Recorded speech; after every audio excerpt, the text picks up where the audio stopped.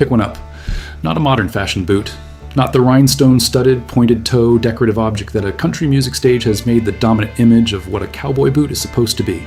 The original, the working boot.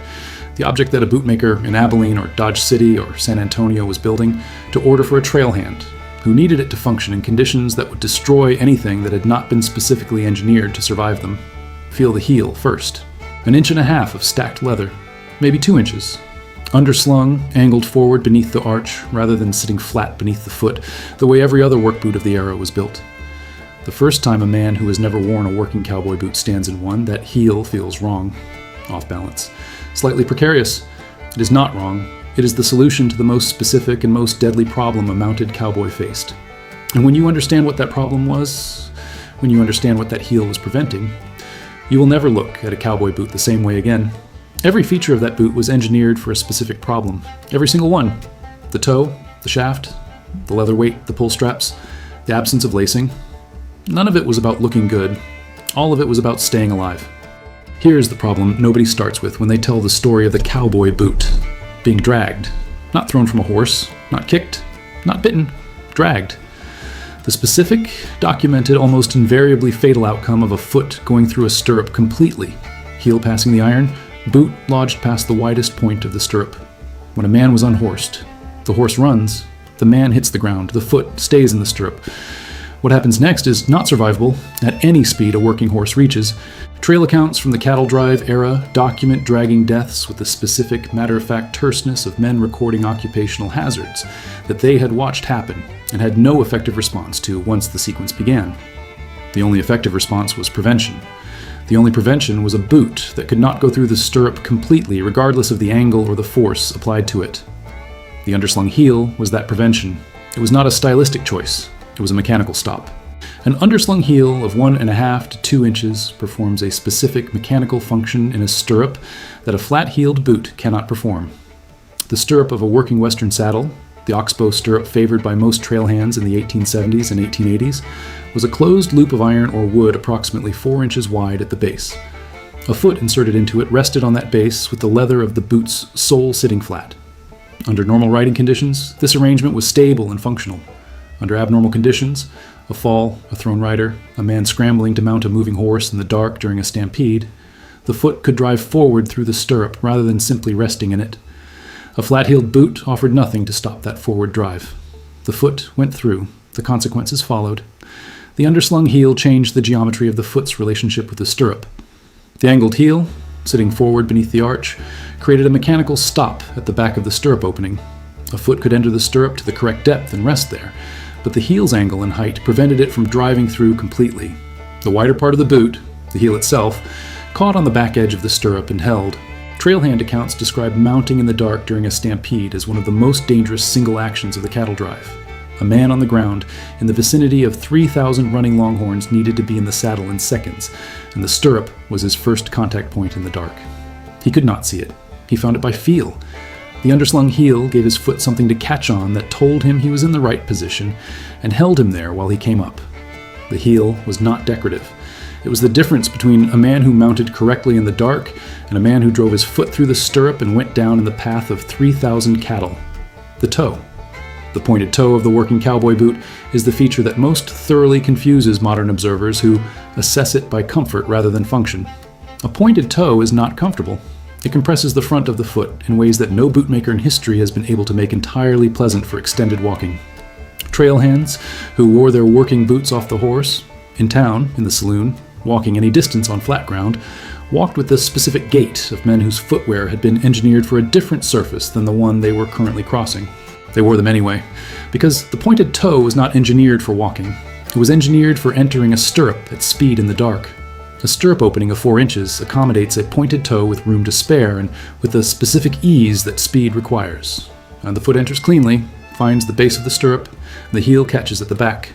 The whole sequence, foot to stirrup, heel engaged, man mounted, takes less than 2 seconds for a practiced hand. A rounded toe or broad toe enters the same stirrup with more friction, more contact with the stirrup edges, more resistance at the moment when resistance is the last thing available time accommodates. In daylight, in calm conditions, with a stationary horse and no particular urgency, the difference is minimal. At 2 in the morning, with a stampede running and a horse that has not fully stopped moving, and 3,000 longhorns somewhere in the dark behind the man trying to mount. The difference between a pointed toe and a rounded one was measurable in seconds. Seconds mattered. The pointed toe was not fashion. It was time. 16 inches. Sometimes 17. The tall shaft of the working cowboy boot rising from the ankle to just below the knee was the most visible feature of the boot, and the one most consistently misread as vanity rather than function. The southern plains were not open grassland in every direction. The cattle trails crossed brush country, the specific dense, thorned, shin-raking scrub of South Texas and the Indian Territory that trail accounts describe with the careful language of men who had spent weeks in it and had opinions about every plant it contained. Catclaw, mesquite, blackbrush. The specific thorned vegetation of the southern plains country that a man moving through it on foot encountered at exactly the height that a boot shaft of 16 inches covered. Below the knee, above the ankle, the specific zone of the lower leg that an 8-inch work boot left exposed, the shaft covered it, 16 inches of dense vegetable-tanned leather moving through the brush without the brush penetrating it, the thorns catching on the leather surface and releasing rather than driving into the skin beneath. But the brush was the lesser concern. The snakes were the documented one. Trail accounts record rattlesnake strike attempts on mounted and dismounted cowboys with the specific frequency of a hazard that was present enough to require management. A rattlesnake striking at the lower leg of a man moving through brush aimed at the ankle, the closest, most accessible target at strike height. A 16-inch shaft of leather at that height was not a guarantee. A snake strike of sufficient force at close range could drive fangs through the leather, but the shaft reduced the exposed skin available for a clean strike, slowed the penetration, and in documented cases deflected strikes that would have contacted skin without it. The shaft was not elegance, it was armor, specific, functional leather armor for the specific threats that the specific terrain of the specific country the cattle drives crossed presented to the specific part of the body most likely to encounter them. The leather of a working cowboy boot was not chosen for softness or for the supple quality that footwear advertising has always associated with quality. It was chosen for density. Vegetable tanned cowhide, the specific tanning process that used plant-based tannins rather than the chemical processes that later replaced it, produced leather of a stiffness and a density that modern boot leather rarely approaches. It was stiff when new. It required breaking in across weeks of wear before it conformed to the foot it was covering. Trail hands who broke in a new pair of boots on a cattle drive described the process in terms that suggest the boots were the primary source of discomfort during the first 2 weeks. They broke them in anyway, because the dense leather did things that soft leather could not do. It held its shape under sustained moisture, creek crossings, rainstorms, the specific sustained dampness of weeks on the trail, without collapsing or losing the structural integrity that the heel and shaft needed to maintain their mechanical functions. Soft leather that has been saturated and dried repeatedly loses its structure. The heel compresses, the shaft folds. The specific geometry that made the boot functional disappears.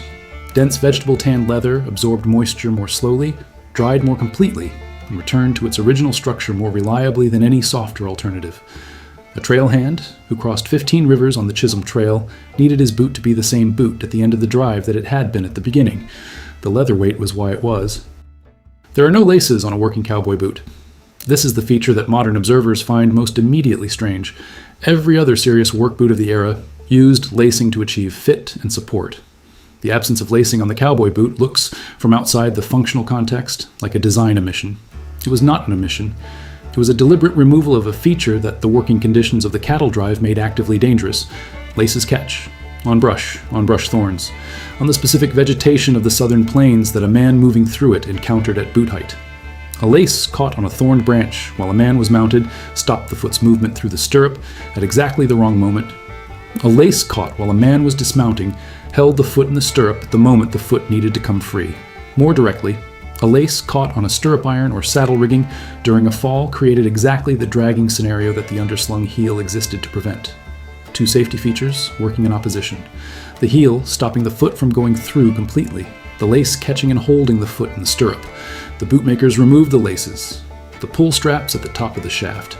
The leather loops at the back, and sometimes the front that allowed the boot to be pulled on and off, replaced the fitting function of lacing with a mechanism that had no external surface to catch on anything. They were inside the shaft when the boot was being worn.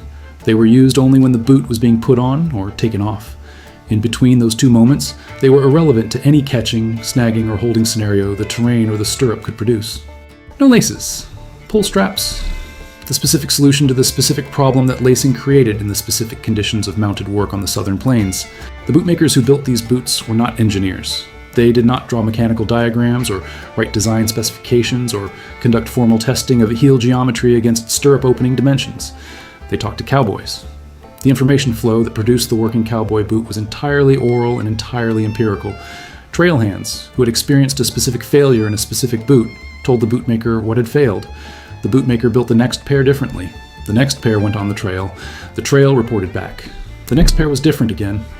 Charles Goodnight, the same man whose trail journals documented what heat did to men, what water did to cattle, what the accumulated physical demands of the drive did to everyone involved, wrote about boots with the specific attention of a man who understood that his crew's equipment was his crew's survival. He was particular about what his hands wore on their feet. He was particular because he had watched what happened when they wore the wrong thing. The wrong thing was the flat-heeled, broad-toed, laced work boot of the Eastern agricultural tradition. The boot that worked in a field, behind a plow, on flat ground with no stirrups and no brush and no stampedes, and no snakes at shin height in the dark. That boot failed on the cattle drive in every specific way the cowboy boot had been designed to prevent. The heel went through the stirrup. The broad toe fought the stirrup opening in the dark. The laces caught. The lower leather compressed under sustained moisture. The short shaft left the shin exposed to brush and strike. Goodnight did not send men on the trail in those boots after the first season. He sent them in cowboy boots, because the cowboy boot was not designed by anyone sitting at a drawing table in a comfortable room with good light and adequate time. It was designed by the cattle drive itself, by the specific failures that the specific conditions produced in every boot that was not the cowboy boot, reported back through the men who survived those failures to the men who built what came next. The working cowboy boot was an engineering document, written in leather and stacked heel and vegetable-tanned cowhide by men who had never used the word engineering in their lives, and who were solving problems that the word engineering was invented to describe. The heel stopped the foot from going through. The toe entered the stirrup fast in the dark. The shaft covered the shin from the brush and the fang. The leather held its structure through 15 river crossings. The absence of lacing removed the feature that caught and held and killed. 5 problems, 5 solutions, 1 boot. The men who wore it did not call it elegant. They called it what it was, a tool, the specific tool that the specific work required, built not by designers but by the accumulated reporting of men who had been on the trail and come back and told the bootmaker what had failed and what had not. In the language of the cattle drive, where the only measure that mattered was whether something worked well enough in the specific conditions that the specific work produced, the cowboy boot worked, every feature of it, every single one.